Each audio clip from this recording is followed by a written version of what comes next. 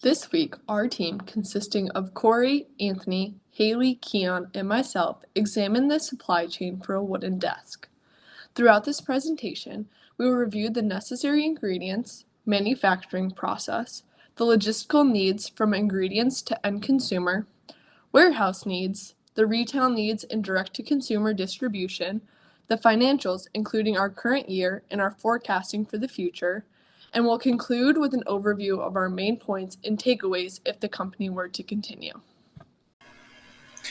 I am Corey Bryant, and I'm going to be discussing the ingredients needed for the wooden desk, as well as the manufacturing process. The desk that we are producing will need a desktop for the surface of the desk, 2 legs to rest the desktop on. We will also need glue, screws, and stain to be purchased in bulk to be used for each desk individually. The process we are using only needs one large piece of plywood to supply all of the wood needed, which helps cut down on our costs. Then, for our manufacturing process, we will first cut down the plywood into the desktop and the legs. Next, we will drill holes into the legs and desktop so that the legs can slide into the desktop. We then will glue the legs to the desktop and allow them to dry. Additionally, we will screw the legs onto the desktop to help support the desk. And then finally, we will stain the desk for color. The process we used, as well as the ingredients, were inspired by a recipe on wood brew, which as you can see is referenced at the bottom of this slide. We chose to keep the product process as simple as possible to eliminate any unnecessary costs. On this slide and the next, I will be discussing the many logistical needs from ingredients to the end customer. According to the Bureau of Labor Statistics, the average rent for a factory is about $3,000 per month for our one U.S.-based factory at the size that we need. The ingredients slide talks about the ingredients in which we would get the wood directly from a wood mill, non-domestically, and Fastenal for other materials, which is about $77.50.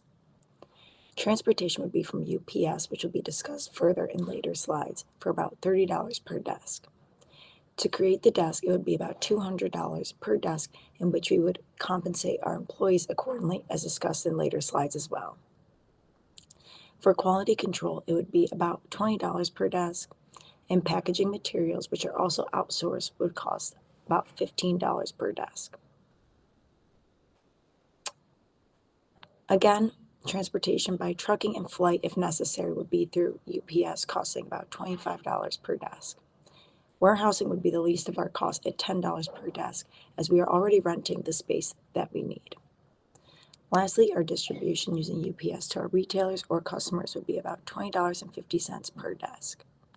Given the logistics, our total average cost of the desk would be about $397.65. Now to discuss our wholesalers and distribution to customers. Our online website is made through Squarespace, and we bought the Commerce Advanced plan for $49 a month. This website is user-friendly for both us and the customers. We also sell our desk to Walmart in bulk for a 15% discount. By doing this, Walmart also gets a 10% commission, and we are able to sell more of our inventory internationally. To distribute to our customers, we use UPS as they're the best for larger, bulkier items and can distribute domestically and internationally. Our customers pay shipping on our Squarespace website based on the quantity and location, but as for Walmart, they may add costs to their online shoppers for shipping. The Walmart business website tells retailers that shipping is based on weight, and our desks are about 45 pounds, so our desk shipping would be the $14.55 plus the 40 cents per pound over 31 pounds, as seen on the slide prior, which totals, I believe the last slide said, around $20. There are 4 main contributing factors to finding success in our retail needs.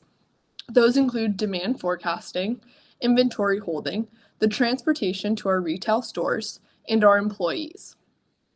Beginning with demand forecasting, which estimates the number of desks we need based on past sales data, seasonal trends, and market insights. This step will cost $500 per month to supply our companies with the software and data analysis tools we need. Desks are stored in warehouses. Holding inventory will add $10 per month.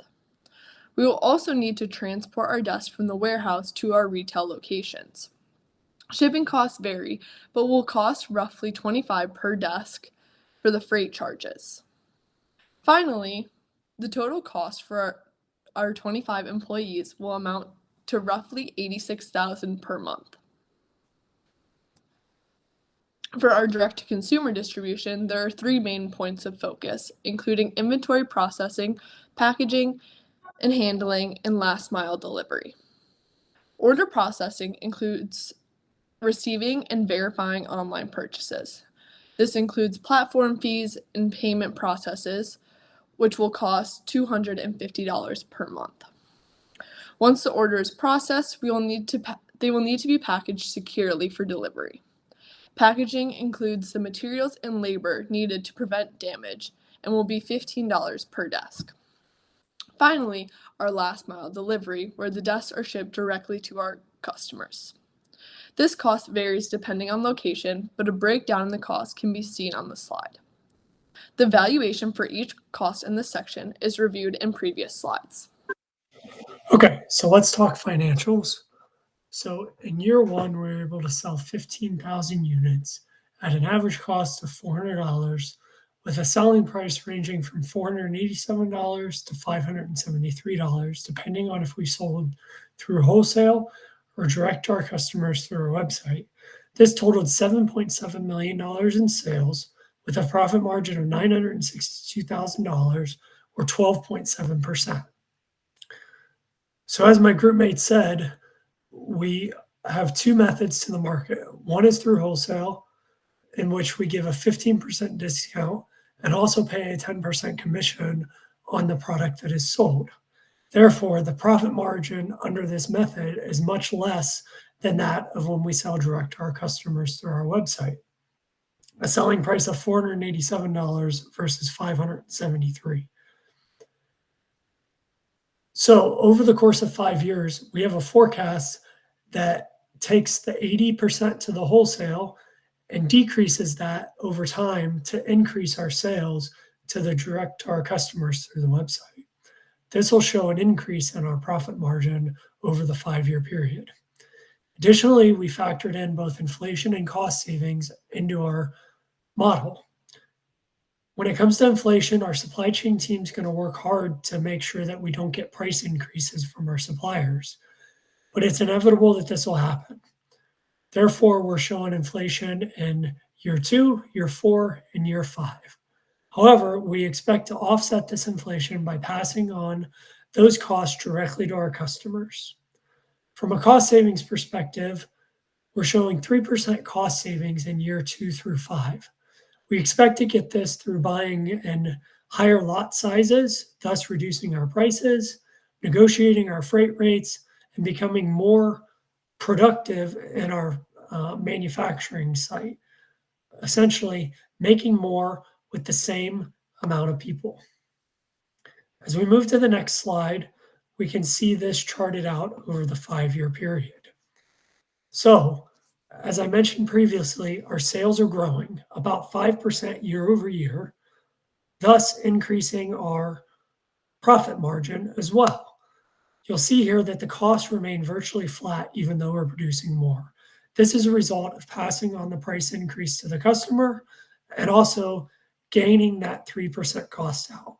Ultimately, we're growing our margin over the 5-year period from 12.7% to 30.5%.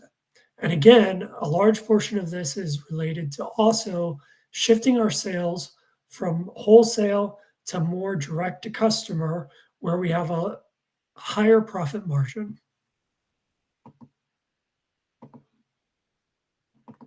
Hi, my name is Keon Freeman. And some closing remarks I wanted to state was one, to maximize profitability, focusing on efficiency in each stage of production, inventory management, and logistics are essential. This supply chain setup from that we made allows for flexibility with distribution through both wholesale and direct to consumer channels, which diversifies sales but requires balancing discounts and commissions against direct sales and revenue. Monitoring demand and cost trends will be key to maintaining strong profit margins, as will optimizing labor efficiency and keeping shipping costs manageable.